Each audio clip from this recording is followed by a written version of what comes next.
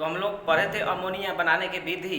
Ammonia बनाने की विधि में आपको प्रयोगशाला विधि हम लोग सीख लिए हैं, और भी बहुत सारा विधि है जो सीखेंगे हम लोग। और ये सब विधि जानने के बाद अब देखें, यहाँ से विधि में से ना प्रयोगशाला विधि आपको पूछता है और ना जो आज हम पढ़ा रहे हैं वो पूछेगा। तो तुम कहोगे कि सर जी तो पढ़ा क्यों रहे हैं, तो यहाँ से मुना रिएक्शन मेन हमारा मकसद है आपको रिएक्शन बताना। बात समझ रहा है ना, क्योंकि रिएक्शन नहीं आया तो आपको केमिस्ट्री में चलना क्या होगा, मुश्किल हो जाएगा। आपको बता देते हैं, तो केवल ये सब बताना है। मेन मकसद हमारा रिएक्शन है ना, मैकेनिज्म उसका समझना है ना, रिएक्शन कैसे कैसे बनता है। तो यहाँ हम लोग बहुत सारी विधि जानेंगे और वहाँ से कन्वर्जन आपको 10 नंबर का रिएक्शन आता है, आपको पता होना चाहिए। केमिस्ट्री में केवल 10 नंबर का रिएक्शन होता है, इसलिए रिएक्शन हम बता रहे हैं। ये नहीं आएगा कि प्रयोगशाला विधि द्वारा ऐसे करें। वो बोलेगा कि है ना वाटर पेंशन है ना, अमोनियम क्लोराइड रिएक्ट विथ है ना NaOH या वगैरह वगैरह है ना, तो ये सब एग्जाम में पूछता है। तो हम लोग लैब द्वारा सीखे थे। आज जो हम लोगों को सीखना देखेंगे जो कि रिएक्शन जो है, दूसरा जो मेथड है जो कि काफी इंपॉर्टेंट है। रिएक्शन बहुत ही महत्वपूर्ण, ये डायरेक्ट पूछा जाता है एग्जाम में, ये नीट में ही पूछा जाता है कि इससे क्या बनेगा, आपको बता देते हैं ना। तो दूसरा जो है आपको बता देते हैं, पहला प्रयोगशाला विधि हम लोग सीखे थे, दूसरा जो है आपको नाइट्रेट या नाइट्राइट से। अब नाइट्रेट किसको बोलते हैं, तो ये सब पीछे वाला लेक्चर आप देखेंगे है ना। नाइट्रेट बोलते हैं NO3 को, और नाइट्राइट किसको बोलते हैं, NO2 को बोलते हैं। तो देखेंगे इस रिएक्शन का कंडीशन क्या है। जब किसी धातु के नाइट्रेट, मेटल का नाइट्रेट होना चाहिए, मतलब क्या, KNO3 हो, KNO2 हो, है ना, या कुछ भी धातु का नाइट्रेट हो, उसकी अब है ना धातु के नाइट्रेट को है ना जास्ता के चूर्ण के साथ। जास्ता के चूर्ण का मतलब क्या, जास्ता डस्ट। तो जास्ता चूर्ण का मतलब जिंक डस्ट होता है। मतलब क्या, जिंक जैसे हम आपसे पूछे कि इस पर जो चढ़ाया गया है ना, वो जिंक का लेफी है खिड़की के ऊपर है ना, तो उसका डस्ट का मतलब क्या, उसका पाउडर जैसा होता है ना, उससे अभिक्रिया हम करा रहे हैं यहाँ। डायरेक्टली जिंक अभिक्रिया नहीं करता है यहाँ, है ना।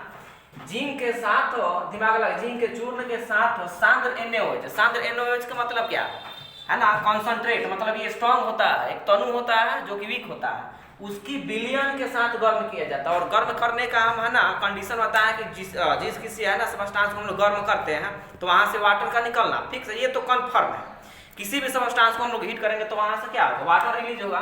तो देखें, गर्म करने पर, सांद्र NaOH के साथ गर्म करने पर अमोनिया प्राप्त होता है। उसका धातु का जिंकेट प्राप्त होता है। इसका वैलेंसी आप लिख लेंगे, 2 होता है ना। धातु का जिंकेट प्राप्त होता है एवं जल प्राप्त होता है। अब इसका रिएक्शन देख ले आप। जैसे हम आपसे पूछे NaNO3, तो ये धातु का नाइट्रेट है कि नाइट्राइट है, तो ये है धातु का नाइट्रेट है। अगर यही रहता तो धातु का नाइट्राइट हो जाता। इसकी अभिक्रिया हम लोग जिंक डस्ट के साथ, ये जिंक डस्ट है, इसका क्या, जिंक डस्ट के साथ और सांद्र NaOH के विलयन के साथ जब गर्म करते हैं इसको, तो गर्म करते हैं तो सबसे पहले क्या निकलता है, NH3 निकलने के बाद धातु का जिंकेट प्राप्त होता है। तो यहाँ धातु इस केस में कौन है आपको बता देते हैं, ये है धातु, ये है, तो इसका जिंकेट प्राप्त होता है तो Na। उसके बाद आपको जिंकेट का फॉर्मूला क्या है, ये हो जाएगा ZnO2। तो इसका वैलेंसी 1 होता है, इसका इस दोनों का कितना वैलेंसी होता है, 2 होता है, तो ये क्या होगा Na2ZnO2। इसका नाम है सोडियम जिंकेट। तो ये आपको प्राप्त होता है। उसी तरीके से आपसे हम बोल दें KNO2, तो इसका अभिक्रिया आप Zn तो हमेशा, ये तो कन्फर्म है, यहाँ बदलेगा, बाकी ये सब सेम रहेगा, है ना। तो Zn प्लस NaOH, ये NaOH कैसा है, सांद्र है, तो फिर यहाँ से आपको अमोनिया निकल जाएगा Na2ZnO2। देखें तो गलत कुछ किए हैं यहाँ, और वाटर कहाँ गया, वाटर तो निकलेगा ना, हीट कर रहे हैं, तो ZnO2 प्लस में H2O हो गया रिएक्शन। उसी तरीके से आपसे हम बोले KNO3 का ट्वाइस प्लस Zn। देखेंगे इतना बड़ा बड़ा रिएक्शन आप बना सकते हैं, इसी से तो लड़का डरता है, आपको बता देते हैं। बस एक बात ये याद रखें आप, ये बस आपको है ना, सैकड़ों आपको रिएक्शन याद हो जाएगा। बस अब इतना जब याद नहीं कर सकते तब तो जीना बड़ा है ना, कठिन होगा लाइफ में, दिमाग में, है ना। अब एक बार कहोगे ऐसा हमको पढ़ाइए एकदम दिमाग में घुसिए जाए, तो फिर पढ़ने का मतलब क्या होगा जब दिमाग ही नहीं लगाएंगे। तो यहाँ आपको कैल्शियम नाइट्रेट Zn, आप उसके बाद क्या हो जाएगा NaOH। अब ये रिएक्शन तुमको हम बता दें किसी सिंपल लड़का को देना जो कि 12 पास कर गया, उसको नहीं बन पाएगा ये सब, है ना, बात माने आप, है ना। ये सब एग्जाम में पूछा जाने वाला क्वेश्चन है ना, प्रिपरेशन है, कन्वर्जन है, ये सब है ना, ये हो जाएगा आपको। अब देखिए यहाँ सोडियम धातु का जिंकेट प्राप्त होता है, धातु का, तो यहाँ धातु कौन हो गया आपको, कैल्शियम हो गया। तो यहाँ CaZnO2, इसका भी वैलेंसी 1 होता है, इसका सॉरी इसका भी 2 होता है, इसका भी 2 कट गया। उसके बाद आप क्या निकाल देंगे, पानी निकाल देंगे यहाँ से। तो यहाँ से आपको शिक्षा क्या मिलती है कि जब किसी धातु के नाइट्रेट या कोई भी धातु हो सकता है इसके अलावा, है ना, अभिक्रिया जब कराते हैं जास्ता के चूर्ण के साथ और NaOH के विलयन के साथ इसको गर्म किया जाता है, तो गर्म करने के लिए कंडीशन क्या है इसका, यहाँ से पानी निकलेगा। बस ये सारा रिएक्शन आपको बता दें, और यहाँ हम आपको 4-5 को रिएक्शन दे रहे हैं घर से बनाने के लिए। तो ये आपको उदाहरण हम दिए हैं, यहाँ से उदाहरण आपको है ना, उदाहरण आप घर से रिएक्शन बनाएंगे। मेन हमारा मकसद ये आपको रिएक्शन बताना, इसका अभिक्रिया आपको किससे कराने देना है, Zn और प्लस NaOH। आप कहेंगे कि सर जी बैलेंस नहीं कीजिएगा, तो बैलेंस आपका काम रहा, आपको तो घर पर आएंगे तो बैलेंस इसको करेंगे, करते रहेंगे। बैलेंसिंग आपको परीक्षा में नहीं पूछता है ना। अब देखेंगे तीसरा मेथड क्या है। अब जो ये आपका तीसरा जो है अमोनियम लवण द्वारा, मतलब क्या, अमोनियम लवण का मतलब क्या, अमोनियम सॉल्ट होना चाहिए। अमोनियम सॉल्ट को जब हम लोग हीट करते हैं, ये भी VBI है, ये भी परीक्षा पूछता है, वाट पेंशन है ना, अमोनियम सॉल्ट इज ना हीटेड, है ना, ऐसे पूछ देगा आपको। अमोनियम है ना, अमोनियम सॉल्ट को हीट करने पर क्या बनता है, तो अमोनियम सॉल्ट को हीट करने पर कौन सी गैस निकलती है, और अमोनिया क्या है, गैस है। अमोनिया जो बनाया जाता है आपको बता देते, गैस के ही फॉर्म में बनता है, उसको है ना संघनन करके आपको है ना उसको लिक्विड में बदला जाता है। हम अमोनिया का उपयोग बहुत सारा बताएंगे। अब अमोनियम लवण क्या है, तो सबसे पहले तो आप दिमाग में रखें कि अमोनियम किसको बोलते हैं, तो NH4+ को अमोनियम बोलते हैं, जो कि बहुत पहले से हम बताते आ रहे हैं। इसका वैलेंसी कितना होता है, 1 होता है। अब ये सॉल्ट कब बन जाएगा, जब इसके साथ आपको SO4 जुड़ जाए, SO3 जुड़ जाए, CO3 जुड़ जाए, NO है ना, NO3 जुड़ जाए, NO2 जुड़ जाए, है ना, PO4 जुड़ जाए, PO3 जुड़ जाए, है ना। ये सब अगर जुड़ता है आपको बता दें हम, तो ये सब जुड़ेगा तो आपको क्या बन जाएगा, ये अमोनियम सॉल्ट बन जाएगा। जैसे हम आपसे पूछे इसका अमोनियम सॉल्ट कौन सा, तो पहले का हो जाएगा NH, दिमाग लगाएंगे, ये रिएक्शन है प्लस में SO4, तो दिमाग लगाए तो ये क्या बनेगा, इसका वैलेंसी 1 होता है, अभी तो लिखे हैं, इसका वैलेंसी 2 होता है, तो ये 2 इसके पास जाएगा, तो ये आपको क्या बना देगा, NH4, ये 2 इसके पास गया तो घेर दिया इसको SO4। अब इसका नाम क्या हो गया, तो अमोनियम सल्फेट नाम हो गया, बात समझ रहे हो ना।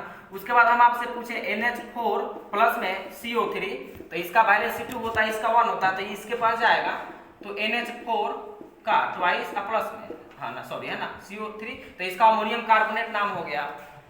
तो ये सब अमोनियम सॉल्ट। अब इसको जब हीट करेंगे हम इसको, ये अमोनियम सॉल्ट है, अब जब इसको हम लोग हीट करेंगे तो कौन सी गैस प्राप्त होगी, अमोनिया गैस प्राप्त होगी। जैसे NH4 SO4 को हीट करेंगे तो अमोनियम प्लस में आपको मिल जाएगा, यहाँ से आपको मिल जाएगा, यहाँ से इस टाइप से रिएक्शन हुआ, आपको बता दें हम। इसी तरीके से ये टाइप याद रखना पड़ेगा। उसी तरीके से हम आपसे बोले NH4 का ट्वाइस CO3 को हीट कर दे आप, तो NH3 प्राप्त होगा, और प्लस में NH4 HCO3 प्राप्त होगा, यहाँ CO3 की जगह पर HCO3। उसी तरीके से आपसे हम बोलते हैं NH4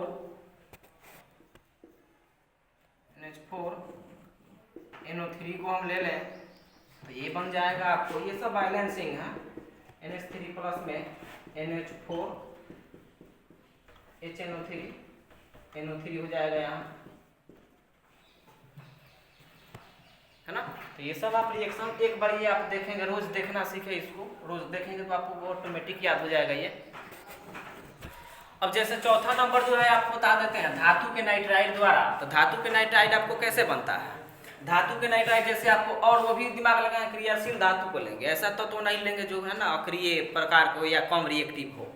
तो हम ले लेते हैं आपसे, जैसे मान ले हम कि मैं है ना धातु के नाइट्राइड कैसे बनता है, तो हम Mg की अभिक्रिया N2 से कराई, ये सब हम बता चुके हैं, है ना, इसके पिछले लेक्चर में। तो इसका वैलेंसी कितना 3 होता है, इसका कितना होता है 2 होता है, तो इसके पास जाएगा, ये इसके पास जाएगा, तो ये क्या बना लिया मैं Mg3N2, तो ये हो गया मैग्नीशियम नाइट्राइड।